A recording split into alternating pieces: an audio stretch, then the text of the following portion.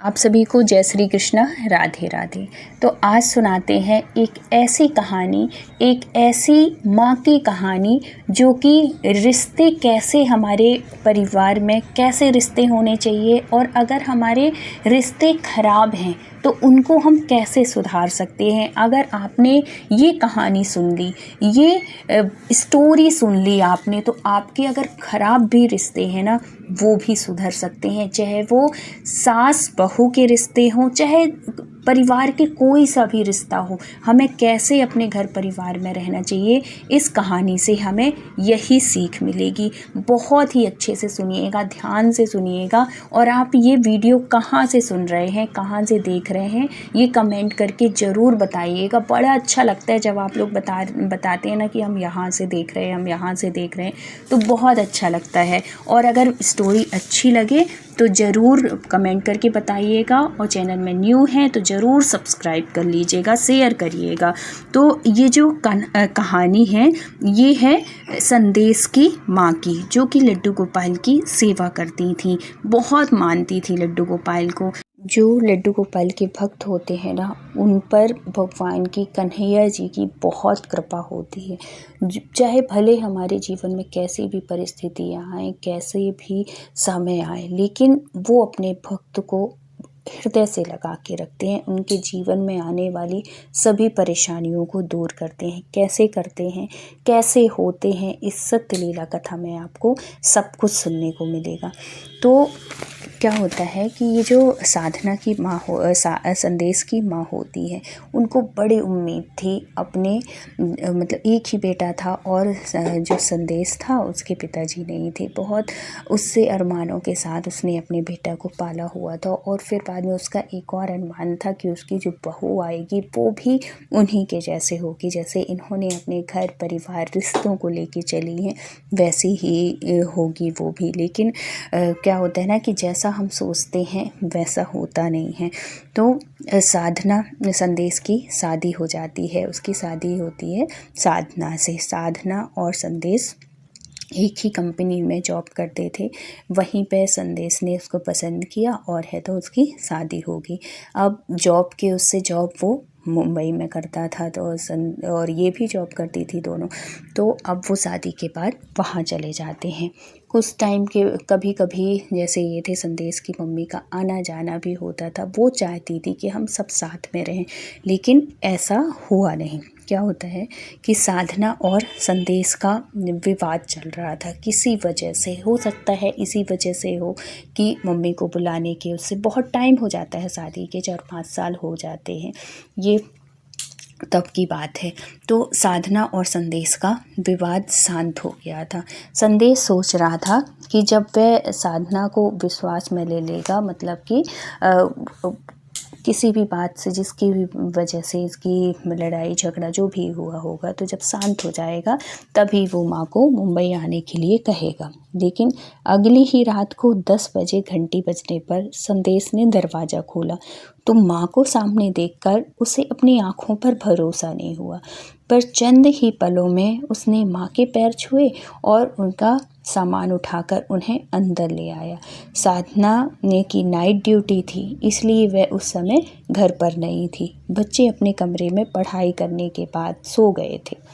संदेश ने माँ को स्पष्टीकरण देते हुए कहा, माँ मैं बाद में आपको फ़ोन करना ही भूल गया था, क्योंकि कुछ दिन पहले ये संदेश बोला था कि माँ मैं आपको बुलाने वाला हूँ, बस रिजर्वेशन करवाने वाला हूँ। बहुत टाइम हो गया था, महीना 1.5 महीने हो गए थे। तो ये जो संदेश की माँ है परेशान हो गई थी कि आखिर क्या बात है, संदेश का ना तो फ़ोन आया, ना रिजर्वेशन के लिए कुछ बताया। तो वो खुद से ही रिजर्वेशन करा के बिना बताए ही वो आ गई थी संदेश के यहाँ। तब संदेश कहता है कि मैं आपको फ़ोन करना ही भूल गया था, आपको बताने ही वाला था। सब कुछ समझते हुए माँ ने सिर्फ इतना ही कहा, कोई बात नहीं बेटा, घर गृहस्थी में तो ये सब चलता ही रहता है, और फिर ये तो मेरा अपना ही घर है। अपने घर आने के लिए कोई बंदिशें थोड़ी ही होती हैं। देखो इसकी जगह, साधना की, संदेश की माँ की जगह अगर कोई और माँ होती तो कहती कि हाँ क्यों अब तू याद करेगा, तू तो अपने परिवार वाला हो गया है, है, तू तो मुझे भूल गया है, मेरे इतने अरमान थे, तूने तो सब में पानी फेर दिया, ये कर दिया, वो 4 बातें सुनाती। लेकिन वो बड़ी समझदारी के साथ सब कुछ समझते हुए उन्होंने सिर्फ इतना कहा, कोई बात नहीं बेटा, घर गृहस्थी में इतना चलता रहता है, फिर ये भी घर तो मेरा ही है, इसके लिए कोई पूछने की ज़रूरत थोड़ी है।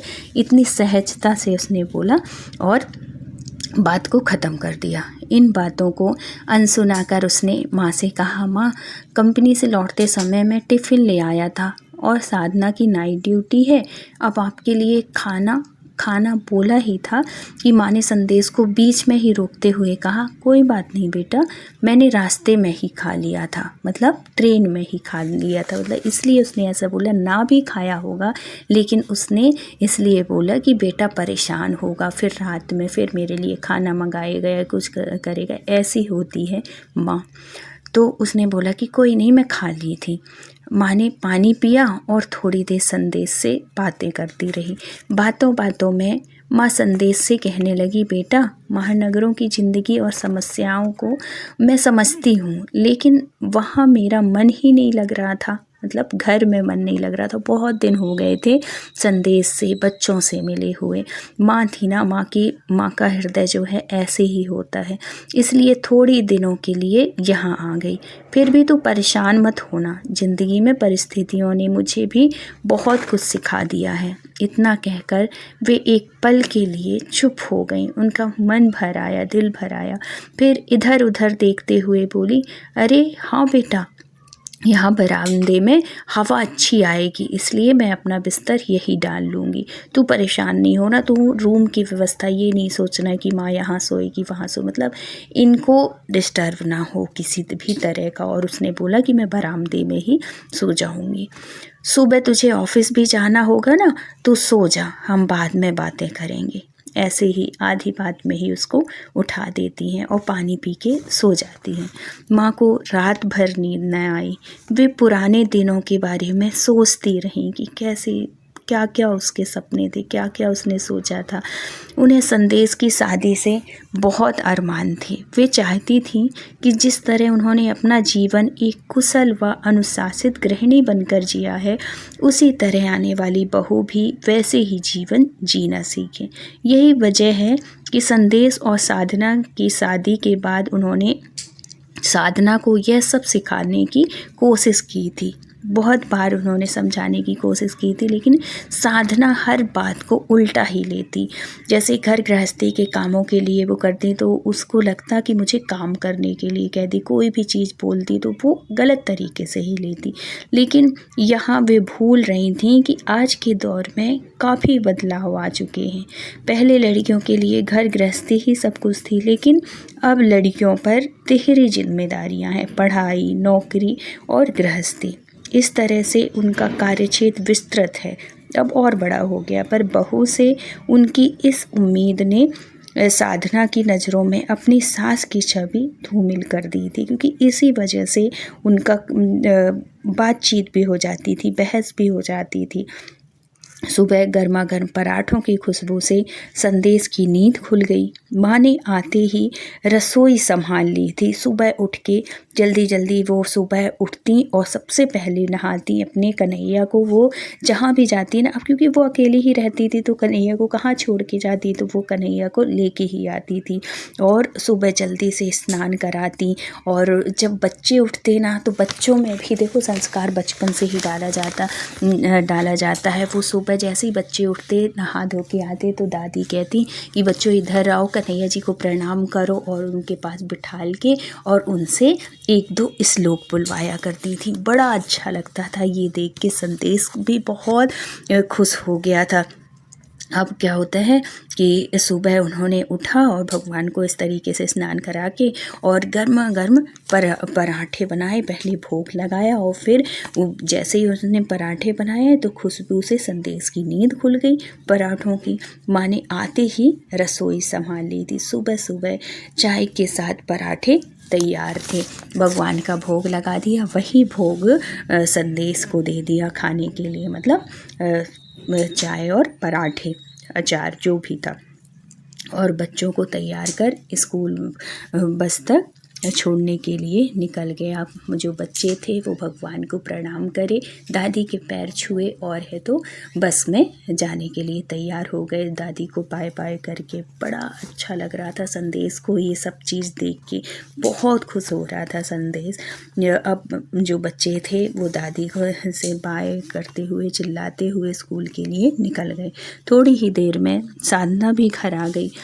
माँ को सामने देखते ही वह मन ही मन सोचने लगी, आखिर मेरे ना चाहते हुए भी सासू माँ आ ही गई, कितनी जिद्दी है। मन में सासू माँ के प्रति क्रोध बढ़ता ही जा रहा था। फिर भी उसने उनके पैर छूकर आशीर्वाद लिया। माँ बहू को देख बेहद प्रसन्न हुई और उसके सिर पर हाथ रखकर कहने लगी, बहू मैं कब से तेरा इंतज़ार कर रही थी, जा तू हाथ मुँह धो ले, चाय नाश्ता तैयार है, तू खा ले, फिर मैं खाना बनाने की तैयारी में लगूंगी, अभी नाश्ता कर ले। साधना ने फिर औपचारिकता निभाते हुए कहा, मम्मी जी आने से पहले खबर कर दी होती तो मैं कंपनी से छुट्टी ले लेती। माँ ने साधना की बात पर बस एक मुस्कान भर देती। मतलब जैसे ही उसने बोला तो वो तो समझ रही थी कि ये तो ऐसे ही फॉर्मेलिटी कर रही है। उसने हल्की सी मुस्कान भर दी। माँ के आने से संदेश खुश था या नहीं पता नहीं, लेकिन माँ के हाथ का खाना खाकर वह तृप्त महसूस कर रहा था। भरपेट भोजन के बाद वह ऑफिस के लिए निकल गया और यहाँ साधना नाश्ता करके सो गई। माँ ने सोचा अकेले क्या किया जाए, तो वे घर की सफाई में लग गईं। उस उम्र में भी उनमें गजब की फुर्ती थी, आलस तो उनसे कोसों दूर था। देखते ही देखते माँ ने सारे काम निपटा डाले। साधना जब उठी तो घर की जगमगाहट, भगवान के मंदिर इतना सुंदर सजा हुआ और अगरबत्ती की खुशबू, ये सब देखकर हैरान हो गई, क्योंकि कभी उसके पास टाइम ही नहीं रहता था कि कभी मंदिर तक जाए, भगवान की सेवा करे। कुछ रसोई में जाकर देखा तो सासू माँ काम में लगी थी। मम्मी जी आप क्या कर रही हैं, साधना ने पूछा। माँ ने जवाब दिया, बेटा तुम जाग गई तो मैंने सोचा तुम्हारे लिए गर्मा गर्म रोटियां बना लूं और दाल बघार दूं। इतना कहकर माँ दोबारा काम में लग गई। खाना बनते ही उन्होंने साधना के लिए थाली लगाई और उसे प्यार से खिलाने लगी। देखते ही देखते बच्चों के आने का भी समय हो गया। जब वो उसको साधना को खिला रही थी तो उसके मन में जो इतना मैल था, इतना बुराई भरी हुई थी, वो भी पिघल रहा था, वो भी उसको भी ममत्व जाग रहा था। अब क्या होता है कि इतना खाना खाते ही बच्चों के आने का टाइम हो गया था। आते ही बच्चे तारीफ़ों के पुल बांधने लगे, मम्मी आज के टिफ़िन में तो मज़ा ही आ गया, दादी ने कितने अच्छे पराठे बनाए थे, हम तो रोज़ रोज़ नूडल्स खाकर और मैगी खाकर बोर हो गए हैं। इतने में दादी ने बेहद स्नेह के साथ बच्चों के सिर पर हाथ फेरते हुए कहा, बच्चों तुम बिल्कुल चिंता मत करो, जब तक मैं यहाँ हूँ रोज़ नई नई चीज़ें बनाकर तुम्हारे टिफ़िन में रखा करूँगी। आज रात जैसे माँ के लिए एक अनमोल क्षण था। सबको एक साथ खाना खाता देख उन्हें बहुत सुकून मिल रहा था, बहुत सुख मिल रहा था। ये सब उन्हें पुराने दिनों की याद दिला रहा था, जब वो संदेश और उसके पिता को गर्मा गर्म खाना परोसते हुए खुद को भाग्यशाली समझती थी। माँ के घर में होने से संदेश को बच्चों की चिंता बिल्कुल नहीं थी, क्योंकि वे बच्चों को संभालती और उन्हें खूब प्यार दुलार देती थी। इस सब और प्यार दुलार के साथ साथ उन्हें संस्कार भी दे रही थी, भक्ति से जोड़ रही थी। और वो उन बच्चे तो श्लोक भी कन्हैया के सीख लिए थे। भगवान कन्हैया को रोज़ दोनों बच्चे ही सुलाया करते थे उनके साथ में। और ये जो संदेश की माँ थी, मतलब जो दादी थी, बहुत अच्छी अच्छी भगवान की कहानियाँ सुनाती, बच्चे अपने स्कूल में बताते दोस्तों से। बड़ा अच्छा मतलब माहौल जो था बहुत खुशनुमा हो गया था। संदेश बहुत खुश था। अब वो मन ही मन बहुत खुश हो रही थी। दादी भी माँ से प्यार व इज्जत देने के बजाय अब क्या होता है कि ये जो था संदेश था और ये माँ थी बड़े सुकून में थी कि देखो इसी बहाने बच्चे भी साथ में हैं, और संदेश भी सोच रहा था कि बच्चों को संस्कार भी मिल रहे हैं। माँ के घर में होने से संदेश को बच्चों की चिंता नहीं रहती थी, उन्हें खूब प्यार मिल रहा था। अब क्या होता है, इसके बजाय संदेश तो खुद था, लेकिन प्यार व इज्जत देने के बजाय साधना उनसे जलने लगी। उसे लगता कि वे उसे नीचा दिखाने की कोशिश कर रही हैं, इसलिए वो इतना सब कुछ कर रही हैं। लेकिन जो उसकी माँ थी वो सहज भाव से, बिना स्वार्थ के, बिना निर्विकार भाव से अपने कार्य में लगी रहती थी, क्योंकि वहाँ भी वो अकेले रहती थी तो पूरा घर गृहस्थी वही संभालती थी। तो इनको साधना से कोई जलन नहीं थी, कोई द्वेष नहीं थी, ये तो अपना समझ के सब कुछ कर रही थी। लेकिन साधना को ऐसा लगता था कि ये सब कुछ कर रहे हैं तो ये मुझे वो करने के लिए, ऐसा कुछ भी नहीं था। बाद में कैसे पता चलता है आप आगे सुनेंगे।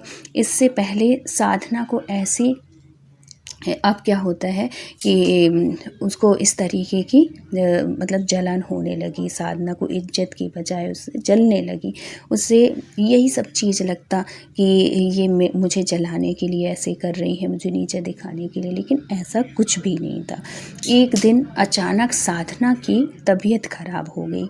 वह दवा लेकर सोई ही थी कि माँ उसके कमरे में आई, पास बैठकर प्यार से उसका सिर दबाने लगी, पूछने लगी, बेटा क्या हो गया तुझे, तेरी तबीयत ठीक नहीं है, क्या हुआ? और उसका ऐसे सिर को दबाने लगी। इससे पहले साधना को ऐसे सुखद अनुभूति कभी नहीं हुई थी। इतना मतलब द्वेष सा था उसको अपनी सास के प्रति, लेकिन उस अनुभूति के बाद ना उसका बिल्कुल एकदम से उसका स्वभाव जो था उसके प्रति बदल गया था। अब वो इतने प्रेम से उससे, जब सास ऐसी बात कर रही थी, समय तेजी से गुजरता गया। अब धीरे धीरे क्या था कि उनके प्रति ना उसका जो मन था वो बदलने लगा। वो बड़े भाव के साथ, जो द्वेष था उन दोनों के बीच में, अब द्वेष नहीं रहा, अब प्रेम बढ़ने लगा। जैसे जैसे प्रेम बढ़ने लगा वैसे वैसे उनके समय नज़दीक आने लगा जाने का। समय तेजी से गुजरता गया। देखते ही देखते 3 महीने कैसे निकल गए मालूम ही न चला। रात को 9 बजे माँ की वापसी थी, मतलब गाड़ी का समय था वापसी का। उन्होंने अपना बैग उठाया और स्टेशन जाने के लिए तैयार होने लगी। बैग में सामान रखने लगी, अपने कपड़े अपड़े रखने लगी। संदेश की टैक्सी भी लेकर, जो संदेश की जो टैक्सी भी उसने बुला लिया। माहौल बोझिल होता जा रहा था। जो साधना थी वो बड़ी दुखी, इससे पहले कभी आज तक ऐसा नहीं हुआ कि माँ के जाने पे उसको इतना दुख हुआ हो, लेकिन इस बार जो था बिल्कुल अलग ही माहौल था। वो बिल्कुल भी नहीं चाह रही थी कि जो माँ है वो जाए। माहौल बोझिल होता जा रहा था। मम्मी जी आप थोड़े दिन और रुक जाती तो अच्छा लगता है, मत जाइए ना। अनायासी साधना के शब्द फूट पड़े। संदेश को साधना की बात पर भरोसा नहीं हो रहा था कि ये साधना को क्या हो गया, ऐसा तो उसने कभी नहीं किया। माँ ने उसके सिर पर हाथ फेरते हुए कहा, बहू अभी तो नहीं, आगे आगे कभी आऊँगी, फिर आऊँगी मैं, अब कभी फुर्सत। और फिर उन्होंने कहा अब कभी फुर्सत मिले तो तुम सब लोग भी आना। यह कहते ही वो घर से बाहर निकल गई। साधना सोच रही थी माँ ने कुछ ना बोलते हुए भी बहुत कुछ बोल दिया। शायद वे कह गई हैं कि जब दिल में जगह और आपस में तालमेल हो तो आना जाना भी अच्छा लगता है। ये सब मतलब इस कहानी से हमें ये सीख मिलती है कि प्रेम में ना वो ताकत है कि कितने भी बिगड़े रिश्ते हों वो भी अच्छे हो सकते हैं। उनके दुलार ने, उनके प्रेम ने ये एहसास दिला दिया अपनेपन का। कुछ दिन के बाद क्या होता है, इतना प्रेम दोनों में बढ़ जाता है कि कुछ दिन के बाद साधना संदेश के साथ जाती हैं और माँ को हमेशा के लिए अपने पास ले आती हैं। अब सब मिल के, क्योंकि बच्चे भी बहुत परेशान होने लगे थे, बच्चे भी बहुत दादी को याद कर रहे थे, कन्हैया जी को बहुत याद कर रहे थे। तो फिर कुछ दिन के बाद वो जाते हैं और दादी को भी ले आते हैं, कन्हैया जी भी आ जाते हैं। अब सब साथ में मिलके, जैसे उसका अरमान था संदेश की माँ का, वैसे ही पूरा परिवार साथ में रह के रहने लगता है। और कन्हैया जी भी साथ में, कहते हैं ना कि जहाँ कन्हैया की कृपा होती है, जहाँ उनका आशीर्वाद होता है, वहाँ सब कुछ अच्छा होता है। तो हे कन्हैया, सबके ऊपर ही ऐसे ही कृपा बनाए रखना, सब प्यार से ना खांसी वाली दवाई भी पीना है बेटा। जीवन में खुशियाँ हो, आनंद हो, और जो वीडियो देख रहे हैं उनके जीवन में भी खुशियाँ आए, आनंद आए। तो अगर वीडियो अच्छा लगा हो तो प्लीज़ लाइक, शेयर और सब्सक्राइब करिएगा। इसमें पिए थे चम्मच से किसी सत्य लीला कथा के साथ। जब तक अपना ख्याल रखिए, अपनों का ख्याल रखिए। Thank you so much full watch करने के लिए। राधे राधे।